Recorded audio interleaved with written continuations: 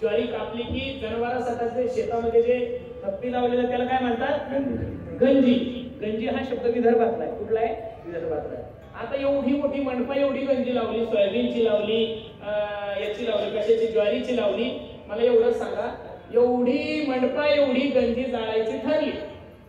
आपण सगळेजण गेले, नारळ फोडलं, उद्घाटन केलं. किती किलो आग लागल होती गंजी जाळायची? नाही, एक माचीची काडी खूप झाली ना, बरोबर आहे का नाही? एका माचीच्या काडीमध्ये सुद्धा मंडपा एवढी गंजी जाळल्याशिवाय राहणार मी नाही बोलत. ज्ञानोबराय सांगतात, तरुणाग्नी वेळेत समरस झाले, तैसे नाम गेले घबराले. नाम घेतलं आणि माणूस वाया गेला असं कधीच होऊ शकत नाही. मी दररोज सांगतो, मी माझे गुरुजी मला सांगतात, पुरुषोत्तम, पेढा हसत हसत खाल्ला तरी पेढा कसा आहे? गोड आहे घरी माया आवडतो. आणि झोपीत खाल्ल्यावर आणि रडत रडत खाल्ल्यावर, अहो तुम्ही रडत रडत खा गोडाचे, झोपीत खा गोडाचे, हसत हसत खा कसा आहे? अहो जेवढी साधू संतांनी सबसिडी दिली तेवढी कोणत्या सरकारने दिली? सरकार फक्त लाडकी बहीण योजना राबवू शकतो, बरोबर आहे का नाही? सरकार शिक्षणात सवलत देऊ शकतो, सरकार तुम्हाला जाती आरक्षण देऊ शकतात, सरकार तुम्हाला थोडा टॅक्स कमी करू शकतात. पण साधू संतांनी किती सबसिडी दिली पहा. हरी बोला देता, हरी बोला उठता बैसता, हरी बोला.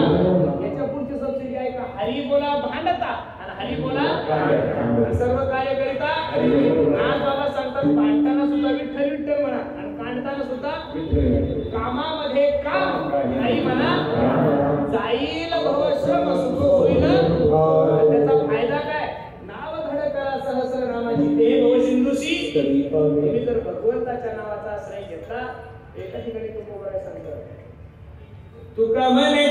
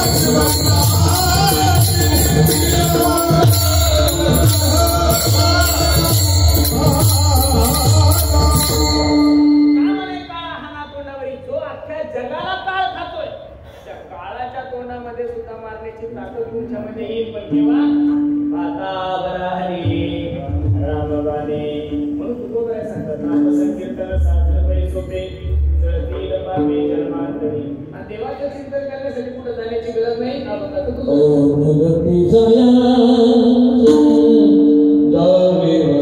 भक्ती